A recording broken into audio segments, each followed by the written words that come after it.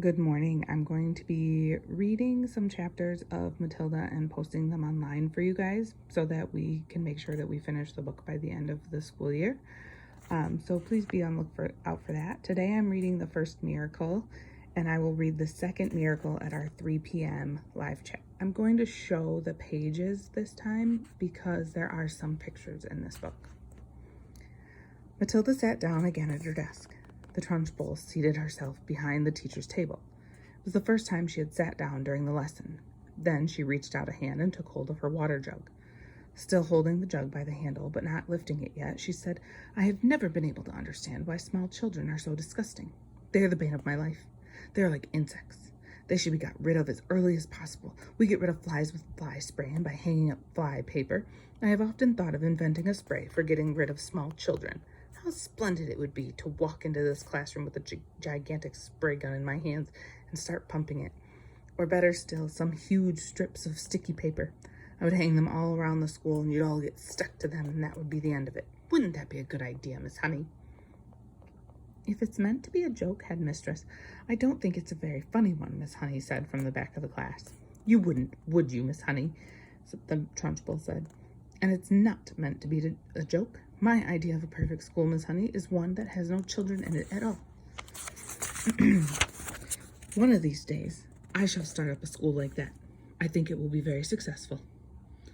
"The woman's mad or crazy," Miss Honey was telling herself. "She's round the twist. She's the one who ought to be got rid of."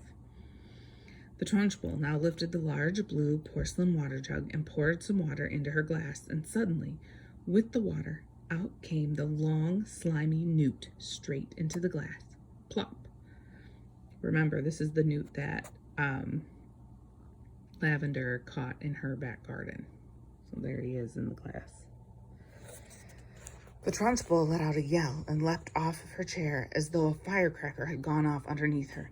And now the children also saw the long, thin, slimy, yellow-bellied, lizard-like creature twisting and turning in the glass, and they squirmed and jumped about as well, shouting, "What is it? Oh, it's disgusting! It's a snake! It's a baby crocodile! It's an alligator!" "Look out, Miss Trunchbull!" cried Lavender. "I'll bet it bites."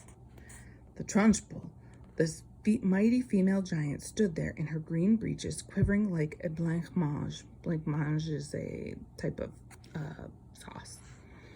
She was especially furious that someone had succeeded in making her jump and yell like that because she prided herself on her toughness. She stared at the creature, twisting and wriggling in the glass. Curiously enough, she had never seen a newt before. Natural history was not her strong point. She hadn't the faintest idea what this thing was. It certainly looked extremely unpleasant. Slowly, she sat down again in her chair. She looked at this moment more terrifying than ever before. The fires of fury and hatred were smoldering in her small black eyes. "Matilda!" she barked. "Stand up!" "Who, me?" Matilda said. "What have I done?" "Stand up, you disgusting little cockroach." "I haven't done anything, Miss Trunchbull. Honestly, I haven't. I've never seen that slimy thing before." "Stand up at once, you filthy little maggot." Reluctantly, Matilda got to her feet. She was in the second row. Lavender was in the row behind her, feeling a bit guilty. She hadn't intended to get her friend into trouble. On the other hand, she was certainly not about to own up. "You are a vile, repulsive, repellent, malicious little brute," the Trunchbull was shouting. "You are not fit to be in this school. You ought to be behind bars. That's where you ought to be. I shall have you droned out of this establishment in utter disgrace. I shall have the prefects chase you down the corridor and out of the front door with hockey sticks. I shall have the staff escort you home under armed guard, and then I shall make absolutely sure you are sent to a reformatory for delinquent girls for the minimum of 40 years. The Trunchbull was in such a rage that her face had taken on a boiled color, and little flecks of froth were gathering at the corners of her mouth. But she was not the only one who was losing her cool. Matilda was also beginning to see red. She didn't in the least mind being accused of having done something she had actually done. She could see the justice of that. It was, however, a totally new experience for her to be accused of a crime that she definitely had not committed. She had had absolutely nothing to do with that beastly creature in the glass. By golly, she thought, that rotten Trunchbull isn't going to pin this one on me. "I did not do it," she screamed. "Oh, yes, you did," the Trunchbull roared back. "Nobody else would have thought such a trick." thought up a trick like that. Your father was right to warn me about you." The woman seemed to have lost control of herself completely. She was ranting like a maniac. "You are finished in this school, young lady," she shouted. "You are finished everywhere. I shall personally see to it that you are put away in a place where not even the crows can land their droppings on you. You will probably never see the light of day again." "I'm telling you, I did not do it," Matilda screamed. "I've never seen a creature like that in my life." "You have put a crocodile in my drinking water," the Trunchbull yelled back. "There's no worse crime in the world against a headmistress. Now sit down and don't say a word. Go on, sit it down at once." "But I'm telling you," Matilda shouted, refusing to sit down. "I am telling you to shut up," the Trunchbull roared. "If you don't shut up at once and sit down, I shall remove my belt and let you have it with the end that has the buckle." Slowly, Matilda sat down. Oh, the rottenness of it all. The unfairness. How dare they expel her for something she hadn't done?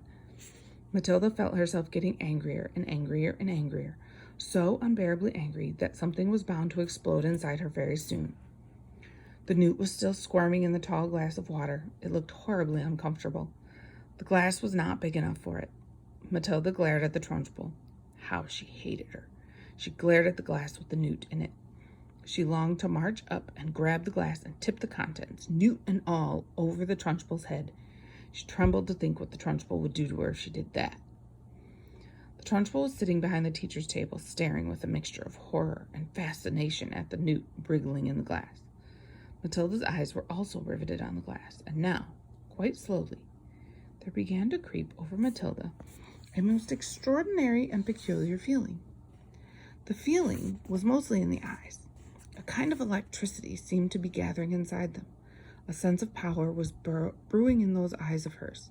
A feeling of great strength was settling itself deep inside her eyes, but there was also another feeling which was something else altogether, and which she could not understand. It was like flashes of lightning.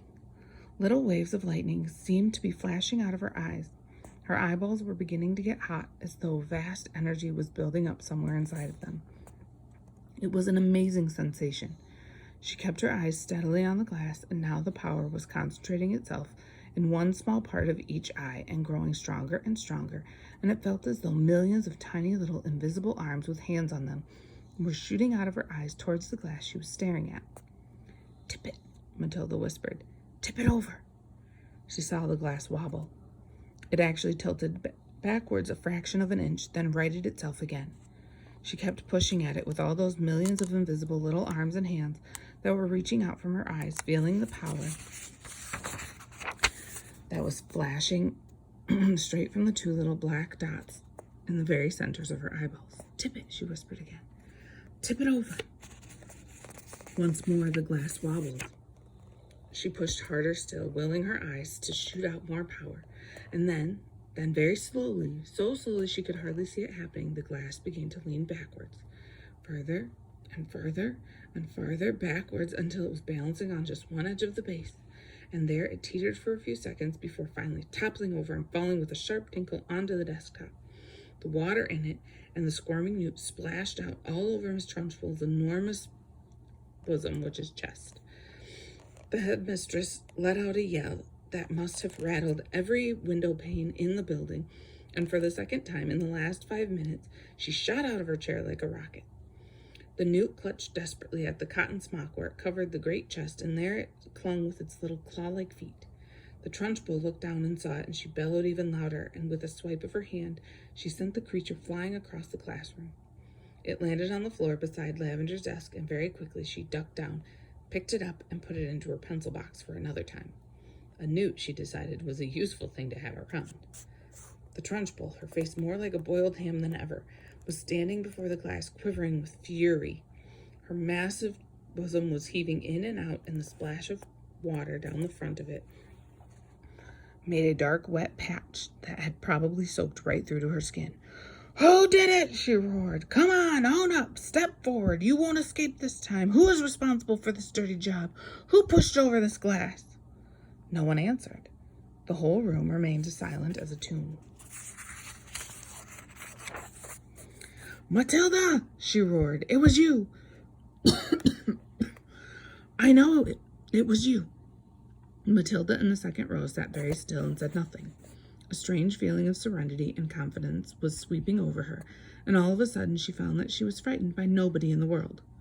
With the power of her eyes alone, she had compelled a glass of water to tip and spill its contents over the horrible headmistress, and anybody who could do that could do anything. "Speak up, you clotted carbuncle!" roared the Trunchbull. "Admit that you did it!" Matilda looked right back from the flash into the flashing eyes of this infuriated female giant and said with total calmness, "I have not moved away from my desk, Miss Trunchbull, since the lesson began. I can say no more."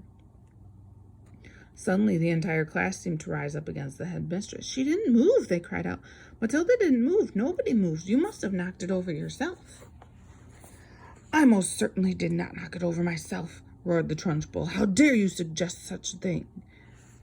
"Speak up, Miss Honey. You must have seen something. Who knocked over my glass?" "None of the children did, Miss Trunchbull," Miss Honey answered. "I can vouch for it that nobody has moved away from his or her desk all the time you've been here, except for Nigel, and he has not moved from his corner." Miss Trunchbull glared at Miss Honey. Miss Honey met her gaze without flinching. "I am telling you the truth, Headmistress," she said. "You must have knocked it over without knowing it. That sort of thing is easy to do." "I am fed up with you useless bunch of midgets," roared the Trunchbull. "I refuse to waste any more of my precious time in here." And with that, she marched out of the classroom, slamming the door behind her. In the stunned silence that followed, Miss Honey walked up to the front of the class and stood behind her table. "Whew," she said. "I think we've had enough school for one day, don't you? The class is dismissed. You may all go out into the playground and wait for your parents to come and take you home." And our next chapter is called The Second Miracle, which I will read at our live chat at 3 p.m. today. Have a good day. I hope to see you all at 3.